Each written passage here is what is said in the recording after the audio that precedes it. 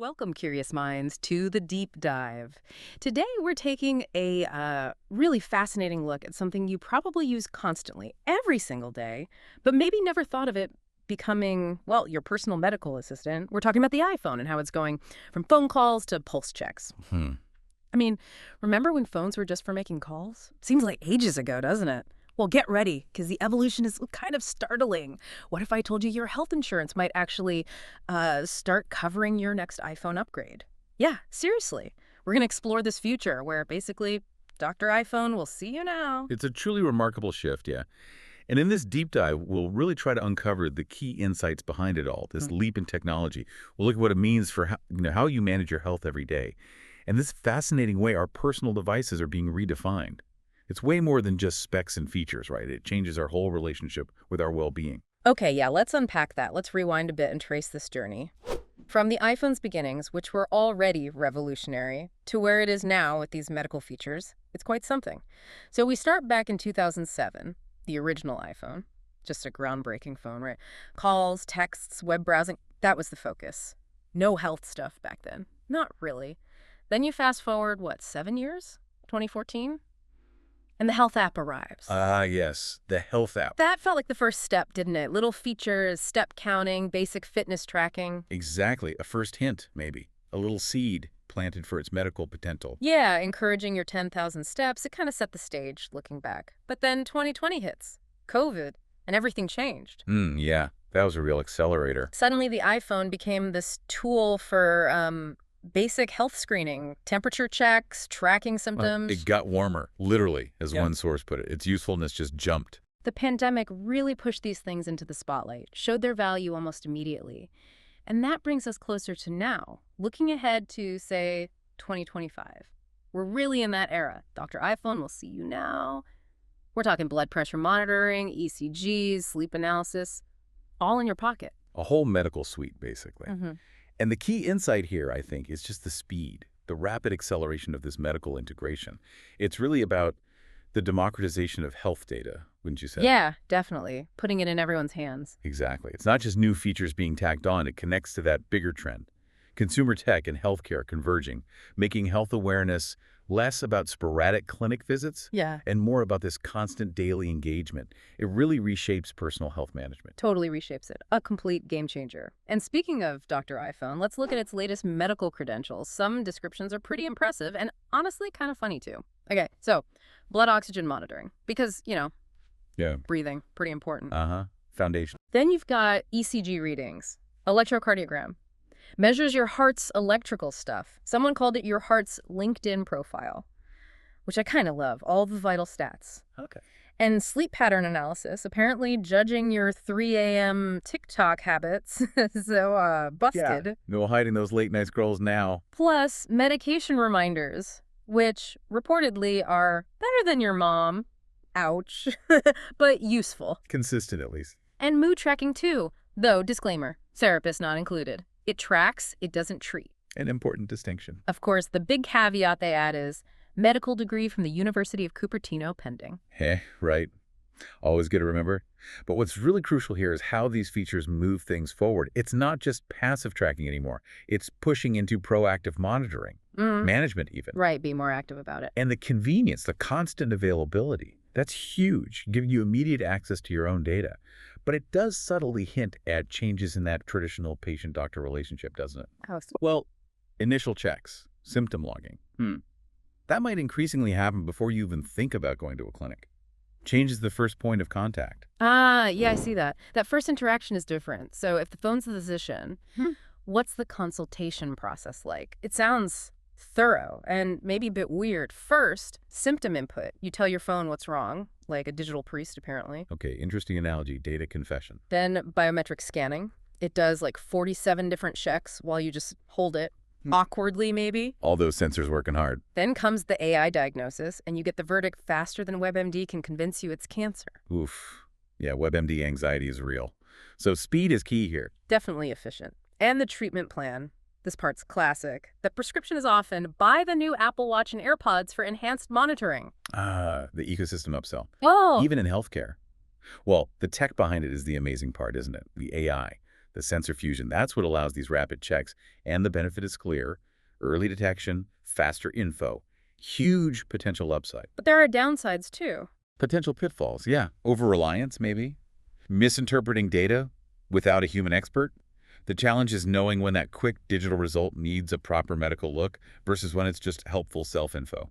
That's a really critical point, knowing when to escalate. Okay, but here's where it gets really wild. This idea that health insurance might actually cover iPhone upgrades, that feels like a major plot twist. It's a bold prediction, absolutely.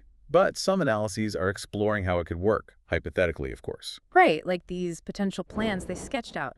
Imagine a basic plan tied to the iPhone 17, maybe a $20 copay. Covers standard monitoring, basic diagnostics, and, my favorite part, unlimited "am I okay" questions. Perfect for me. Huh. The hypochondriac special. Then there's the premium plan, linked to the Pro Max model. Just a $5 copay. Includes the full medical suite, FaceTime consults with specialists, and wait for it, emergency helicopter summoning. Wow. Okay, that's comprehensive. Maybe a bit much. Just a little. And finally, the catastrophic plan. For the iPhone Air model, $50 copay. The rationale. Because when you're really sick, you need the thinnest possible medical device. Right. Because thinness is key in a catastrophe. Okay. It's funny, but it seriously shows how deeply these things could embed into our healthcare system. And the real insight there isn't just the humor or the specific plans, it's the economic angle. Insurance companies even thinking about this signals a massive shift. Like they see value in it. Exactly. Institutional acceptance of consumer tech for preventative care, proactive health. If it works, if it catches things earlier, encourages healthier habits, it could actually lower long-term healthcare costs. Turning the iPhone into a legit public health tool, that's the fascinating implication. Yeah, okay, the cost-saving angle for insurers makes a lot of sense, but it's not just the phone, right? There's this whole ecosystem of new medical accessories. Right, completing the Apple healthcare ecosystem, as one source called it. And the descriptions are, again, pretty vivid and funny. Okay, first, the Apple Watch MD comes with a blood pressure cuff attachment and tiny defibrillator. Whoa, a defibrillator on your wrist. Apparently, but warning. Side effects may include wrist soreness and superiority complex. I could see that happening. Then AirPods stethoscope, so you can listen to your heart rate while jamming to Taylor Swift. Multitasking health. They call it dual purpose. Medical monitoring and noise cancellation from your own mortality fears. Okay, that's dark. And maybe brilliant. And the big one, Vision Pro Surgeon lets you perform virtual surgery on yourself while watching Netflix. Please tell me that's a joke. It has to be. Someone nailed it. Finally, the immersive medical experience nobody asked for. Well, jokes aside, these accessories really show the ambition here, don't they? Creating this fully integrated, user-focused health platform. Yeah, it's all connected. On one hand, it could empower people. So much data, so many tools right in their hands. But on the other hand, you become really reliant on one single brand, one ecosystem for critical health functions. Better lock-in for your health. Potentially, yeah. Raises questions about depending on a single tech provider for something so vital. That's a really good point. Handing over all that health data to one place. So what are actual users saying? People using this Dr. iPhone. The anecdotes are great. Okay, listen to this one. Sarah, 34, a professional warrior.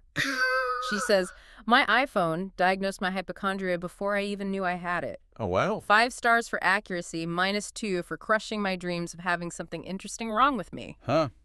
Accurate, but disappointing. And then there's Jessica, 22, an influencer, her review. My iPhone 17 Pro Max saved my life by detecting an irregular heartbeat during a TikTok dance. Okay, that's genuinely life-saving. Amazing. But wait for it. I'm alive, but my dignity died when the paramedics saw the video. Oh, no.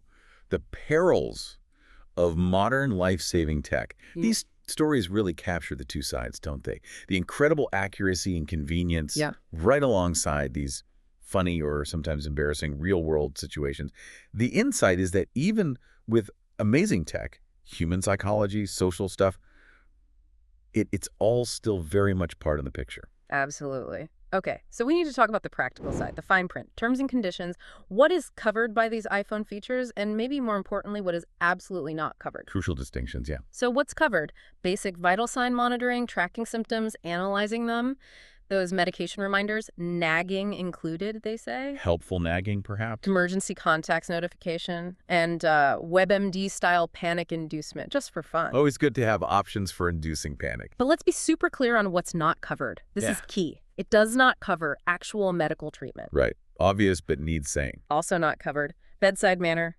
Don't expect sympathy from silicone. No comforting words, no. No prescription writing privileges. No malpractice insurance. And ultimately, no guarantee against your inevitable disappointment. Yeah. Managing expectations. Seriously, though, the disclaimer is vital. These features aren't meant to replace actual doctors or healthcare pros. Side effects might include tech dependency, addiction to pricey accessories, and thinking your phone actually cares. Ouch. But that fine print really drives home the core insight, doesn't it? These tools, they're aids.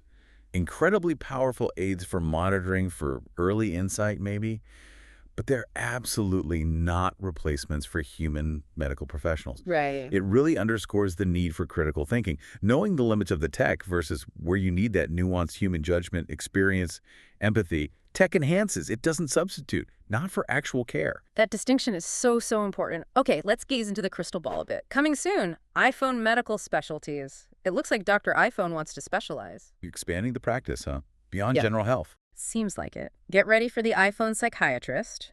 It analyzes your app usage patterns and concludes you need help. Oh dear. Your phone is your therapist. Or maybe just the diagnosis part. Just the diagnosis, I think. Then there's the iPhone cardiologist. It'll monitor heart health while simultaneously causing heart palpitations from notifications. The irony. Stresses you out while checking your stress. And finally, the iPhone nutritionist. It will judge your food photos and suggest overpriced organic alternatives from Apple Fresh. So my phone's going to critique my lunch now. Literally, watch what you eat. And probably judge your dessert choices. What's fascinating here is the projection, right? How specialized AI could offer these preliminary checks across different fields. Huge potential for early detection, maybe. Personalized health advice based on your lifestyle data. Tailored advice. Exactly. The insight is the power of really granular data analysis for bespoke guidance. But it also brings up that question about the psychological side. Constant automated feedback, especially when your device starts, judging your lifestyle choices. How does that feel? Yeah, a pocket-sized conscience is a lot. Okay, let's wrap this up. The reality check. What we've seen is this huge shift. Your phone now knows more about your body than maybe even you do. It judges your choices, sends you those passive-aggressive health alerts. It's this incredibly intimate relationship we have with our tech now, whether we planned it or not. So the bottom line, from just a communication tool, truly revolutionary back then, to becoming, as some put it, the hypochondriac's best friend. The iPhone has evolved way beyond what we likely imagined, maybe even beyond what insurance currently covers. It's a staggering evolution. It really puts things in perspective, doesn't it? Getting cutting-edge health advice from the same gadget you use for cat videos. And that duality is the core thing, I think. This device, so central to fun communication work, is also becoming deeply embedded in managing our actual health. It's like a massive cultural and tech shift. Yeah. The convenience is undeniable. The potential for proactive care is huge. But the key insight, really, is that we need to engage mindfully. We need to think about how we keep control over our health choices, protect our privacy, and just navigate this new world where tech and health are so closely linked. Well, thank you so much for joining us on this really fascinating deep dive into Dr. iPhone. It's been mind-bending. It's a compelling topic. So as your phone becomes maybe your most intimate health monitor, what new questions does that bring up for you about privacy, convenience, maybe even what personal well-being really means anymore?